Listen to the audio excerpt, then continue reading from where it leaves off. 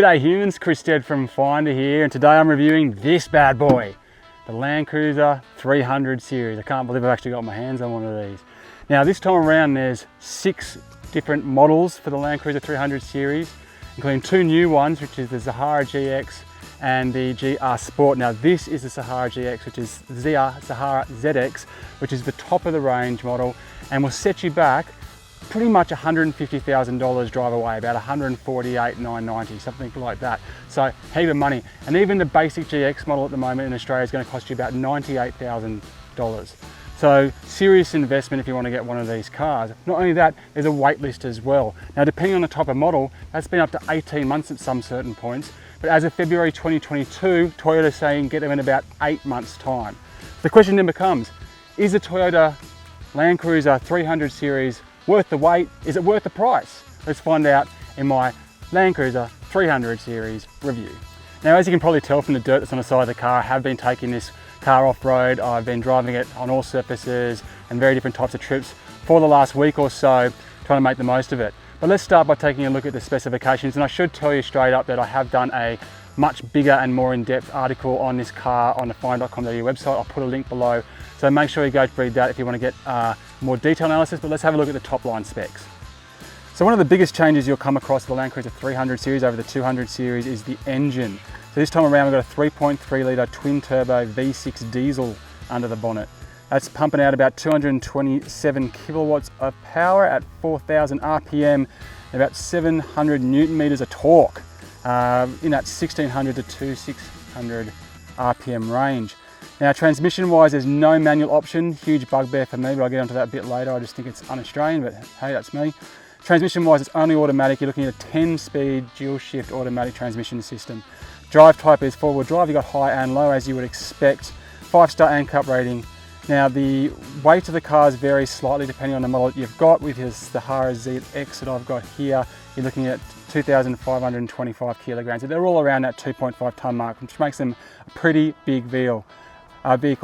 Now fuel capacity, it's a little bit down on what we've seen in previous years. You've got a 110 litre tank that made up an 80 litre main tank and a 30 litre supplementary tank. So that's down on, I think it was 130 litres if I remember correctly in the 200 series, a little bit down on that.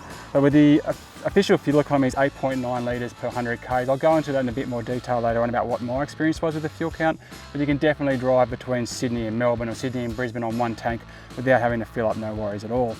Warranty wise, pretty good, 5 years warranty and an additional 2 years, so 7 years for the engine and the driveline. Services pretty good too, 5 years capped at the $375 mark. Now the wheel size on the ZX, the Sahara ZX, is a 20-inch. Most of the range is 18-inch tyres, so a little bit of variance there. You can check out the website and my article on that for some further breakdown.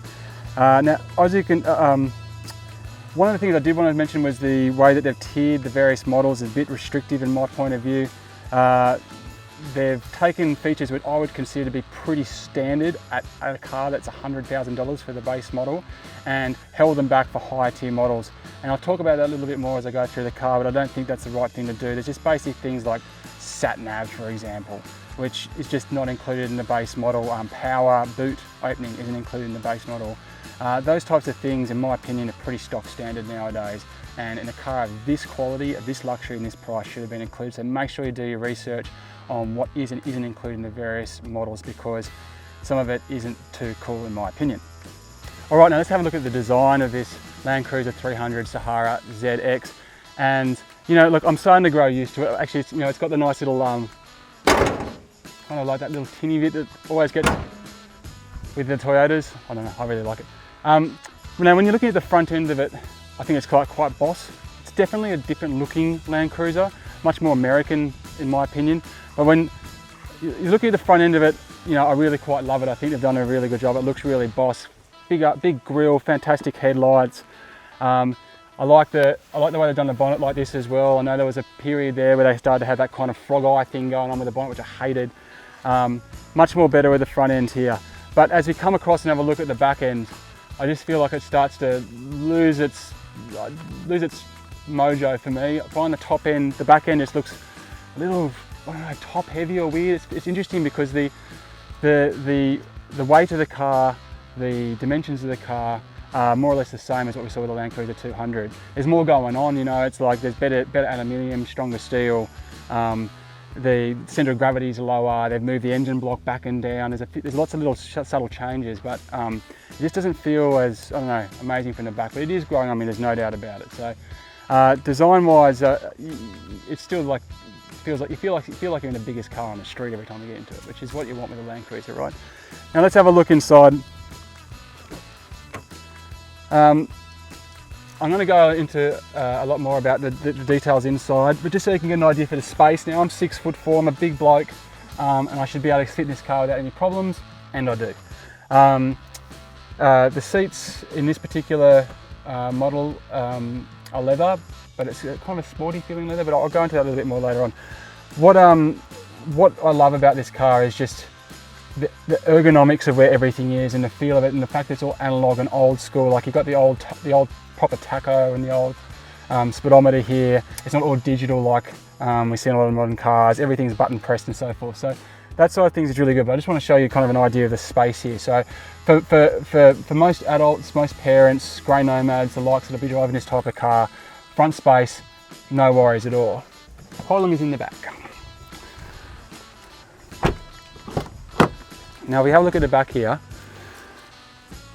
This is like the biggest car going around. That's where my seat needs to be, and that's not all the way back. That's where my seat needs to be for me to drive it at 6'4". Now, when I get into this thing, height-wise, not a problem, all good. Knees, as you can see, like I am right on the limit here. And you can probably also see a bit of space under here, and that's because the distance between the height of the chair and the floor isn't enough. So you don't get that support, and you're cramped. You're really cramped in here.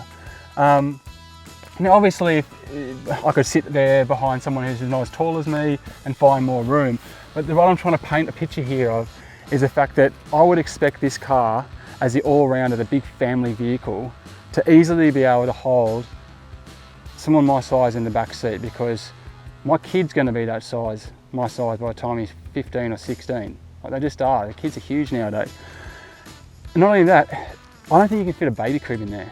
And I don't have one anymore, unfortunately, so I couldn't test it. But like I drive a Toyota Kluger at the moment, and that one does so much more space in this middle row than this car does. Even the Fortuner that I reviewed recently had more space in the back row, so that's a problem for me. The fact that this car, your family's going to outgrow this car, and if you've got a large family, if you've only got one kid or 2 kids, you might be all right, but as long as they don't grow tall. So that's just something to consider. This is not in all the units. Obviously the back multimedia entertainment stuff works great, but one bizarre thing with it, for those who are thinking about this model, is that there's no USB port to add movie content. You can do it through HDMI, so you can plug an Xbox in there if you want to. You can do it through DVD, through the front dashboard, or you can also do it through your phone if you've got the right apps. And I could not get it to screen mirror, it just would not connect, it would not work. It's not Chromecast, which is much more easy and straightforward. So a little bit weird there with the way that they're doing that. Let's have a look at the boot. One thing you probably do expect from a Landcruiser is a big boot, and you get a big boot. This is one of the most opulent boots I've ever seen. In fact, my youngster, my little one, when I first rolled out this car, he wanted to get it back. He was telling me about how we should go camping, you know, how we could sleep and live in here for a week. And he's probably not far wrong. I've been in smaller tents. Also, like you'll see, the door now goes up. So you might remember the old cars used to open up this way, or you get the French door effect, something like that. This one goes straight up, which I much prefer because it gives you the shelter out of the rain when you're trying to pack the thing. Spare tyre underneath, full-size tyre as you'd like to hope for and expect in this car, and they've all got ISO fixes for the baby seats, and you've also got the things on the back as well. So in that regard, the car's pretty good. It's just that issue with that kind of back row there. Now you also would have noticed that there's no seats in the back of this. That's because the 8-seaters are gone. They don't exist anymore. Again, a bit of a bugbear for me, being that I came from a family of 7. When we used to have a Landcruiser when I was a kid, that 8-seat was required because there was always at least one friend. So there's no 8-seater option anymore. There's a couple of models which offer 7 seats, and most of them offer the 5 seats. And again, it's just not that a big Australian family car I was expecting in that regard, you know, like these are the seats. Anyway, there's a little tour of the Landcruiser 300 series. Alrighty, so I'm out on the highway now. Just wanted to take it on a bit of a highway drive, just heading out to the bush and then gonna hit some dirt and just see how this bad boy goes. So I thought I'd just tell you a little bit about the driving experience, and it really is just such a beautiful car to drive. Just feels so smooth and just so nice on the road. The handling's really light. The turning circle, despite it being a big car, is actually quite impressive. And the transmission in particular is just so smooth. The car really does go at a pretty low revs pretty consistently. So that power's always there for you. And even when I've gone through, there's 6 drive modes available. Eco, a Comfort, a Normal, a Sport and a Sport Plus. You definitely, pretty much it just comes down to when it transitions gears to give you kind of that extra power, that extra spurt, that extra zip. I'm driving on the Sports S mode at the moment just because I like having a bit more pop when I'm, oh, look at this, I almost had an accident there, the smoke. So I've been driving on the Sports mode because I can just feel it when I'm on the hills here on the Pacific Highway. It's just got a little bit more pickup, it just maintains that speed a little bit better, and plus I just trying to drive like that. And I've noticed that it probably just adds about maybe a litre per 100 k's to your fuel economy when you're switching between those modes. So it's not a dramatic difference. But again, if you're not going to drive, if you're just going to cruise on cruise control there, just stick it on eco, you know, and might as well save what you can. Now, in terms of the fuel consumption, I've kind of given it about 3 separate kind of driving experiences. So I drove from my house to the city and back in Sydney, which is about probably about 45 minutes, 50 minutes each way. And doing that kind of driving where you're kind of cruising at 60, 70, fair few traffic lights, that type of thing, I was getting about, I reckon, 13 to 14 litres per 100 k's. When I started doing like little errands just around my house, like dropping the kids off to school and back, going for surfs, little things like that, where I'm just going back and forth, I was getting about 18.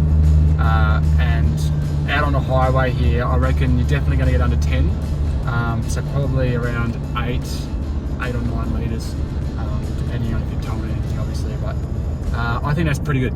I reckon that's pretty solid considering the size of the car you're driving. It's way better than my Kluger, for example. The visibility is really good. I like the fact that the dashboard here is a fair bit lower. I was reviewing the Fortuner recently, and it's got kind of got the whole kind of infotainment unit and everything built into the dashboard. It raises the dashboard a lot higher, and it just corrupts your vision a little bit. Also stops like your kid from being able to see it as easily. So the visibility is really good. The handle doesn't get in the way of your line of sight. The mirror is quite condensed. It's not like those big kind of like units that you can see on some cars with a lot of the video feeds coming out of it, and the auto driving and safety stuff. Mirror access at the back, as you'd expect from a car this size, all really good. The luxury feel of the car can't be ignored. Just the steering wheel's got a real nice, smooth, but you know, luxurious feel to it. The seats in this model are a bit more sporty than they are luxury, but it's still quite comfortable. And the access to everything is really solid. All the models have obviously different features, but I love the 3 presets for the driving here. All your mirrors, all your access, the seat adjustments, everything's really good. You can also see I've got a fair bit of room here above my head, so no complaints there. I'm 6'4", so I can struggle in a lot of cars, but as you'd hope for in a car like this, no worries at all. One thing I do love about this car is it doesn't really overdo it with all the information. Like, there's a lot of information at hand, but it's not a mess. So up on the windscreen here, which you won't be able to see, I've got the speedo and directions and things like that all brought up for me, so I can just look and see it. It's kind of pretty standard nowadays in cars, but it's still a lovely feature. On the actual dashboard itself, it's just got the minimum types of information. It's not over the top. Everything's nicely spaced out and easy to read. We'll have a look at the actual dash. I love it. This is one of the best I've ever come across. I love how everything is analog. The way that you do the air cons, change the temperature of the air con, it's all clicks and individual buttons for everything. Down here you've got USB-C, a 12 volts, USB-A, all those connection points. This area down here is near field communication, so you just dump your phone there and it charges, ripper. You've got your low gears and your high gear alternator here. I can't stand the fact that there's no manual option, but anyway. Gearbox is beautiful and easy to move, it's simple. Couple of spots here for bottles, you've got also more on your doors, but the center console is a bit interesting. So I love the fact that it opens either way. So you've got access from both sides. And it's an esky out of the box. So with this active, it's going to cool. I've got my water in here now. It's unbelievably chilled. You can probably fit, I reckon, 10 tinnies in there maybe. I reckon you could. But you can see how much more smaller it makes the space. So it's a give and take here. You've got a much smaller capacity, but you've got the cool box built in. But I don't know. Yeah, it's tough because I have so much stuff in my center console and it's all missing in here. But yeah, overall dash experience is fantastic. There's even older CD player. Gotta love that. Well, we've been off-road now for a little bit and the roads are pretty had it at the moment because we've just had the big Sydney floods and quite a fair bit. The performance of the vehicle has been really quite nice. The body roll on it is quite minimal for a car this size, I would have thought. Even when you're just on the highway or we were on windy tarmac to get to this road to begin with, and it held to the road really nicely. Didn't notice any real dramas at all, even at speed. And on the dirt, yeah, it goes quite well. Suspension behaves really well. The bumpiness, which you can obviously see a little bit through the camera at the moment, might look a bit aggressive, but it doesn't feel very aggressive at all. It really does sponge quite nicely. Traction's great. I know there's a few issues around the diffs with these bad boys, but yeah, so far so good off-road. I'm not going to go into all the safety features here with the Landcruiser 300 series because there's plenty of them. Obviously, all you really need to know is that when you're driving this thing on the road, you feel almost indestructible. I mean, that's probably not the right word to use. It's probably not a safe word to use. But you just feel so secure and tight in this thing, especially considering how well it performs on every single surface and how much you feel like you're in control of everything in this car. Now, the Toyota Safety Sense features go through all of the features that are involved in that package are available in every single model. So are things like reversing camera. However, after that you start to get quite a delineation between what safety features are available and what model. And this goes back to what I was saying about earlier about how certain things, in my opinion, really shouldn't be held back as a carrot dangling in front of spending more money. So definitely do your research there, make sure that you're getting what you want from the safety features. One of the cool things it does have though is if you've got the third row of seats in here, there are curtain airbags, which is not that common. And that goes along with 10 other airbags that are elsewhere in the car. So you're gonna feel pretty safe driving this on the road, let me tell you. I'll be honest, I loved the Landcruiser when I was a kid. I remember we rolled one once, the whole entire family on board, and the police officer who rolled on the scene said to us, if you'd been in any other car, you'd all be dead. I fell in love with what the Landcruiser could do, and I've longed for one my entire adult life. And then I finally sat here and got behind the wheel of one and driven it around. The love affair, it's not quite as strong as it was beforehand. Now, performance-wise, I absolutely adore driving this. It was so much fun to drive. The Sahara ZX model has a suite of features inside to die for. It's so luxurious, yet it's so rugged, and I felt in so much control on every single surface, and it didn't seem to matter if I was zipping around in urban streets or out in the bush, going over these horrible corrugated bits of road that have been left over from the floods.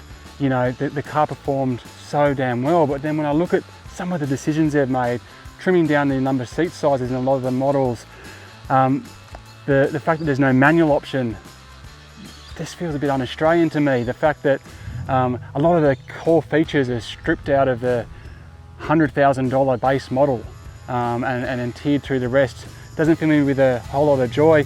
But most importantly, it's that back row. And I just feel like this car has put itself to be not the all-rounder that I thought it would be, but more of a niche type of car for a certain type of person in a certain point in their use case. I would expect to spend this amount of money on a car when I've got my 3 little kids, my babies, be able to fit them easily in there, in their cribs, in their seats, and for them to still be able to fit in there when they're big, lanky, crazy hormone-driven teenagers. And I just don't think this car's going to do that. I think it's going to be outgrown by the fact that the back row of seats is just a little bit too cramped, and there is no seats out the back to help you spread that load. Ultimately though, there's way more hits than misses with this. You just need to go in with your eyes open and make sure that this car is going to fulfill your specific needs. As a large family in the period of the life that we're in, it doesn't quite work for me, but I'm sure there's heaps of Australians out there that are going to absolutely adore the experience of this, because like I said, it's fantastic to drive in all surfaces. It's got so much power, it's so comfortable, it's so responsive. Even when you're just going up hills like this, it just wants to keep ripping. I ran out of hill before I ran out of power, and you can never ever complain about that. I'm Chris Stead from Finder. Thank you very much for watching my Toyota Landcruiser 300 series review. Make sure you check out our other reviews, and until next time, happy 4-wheel driving.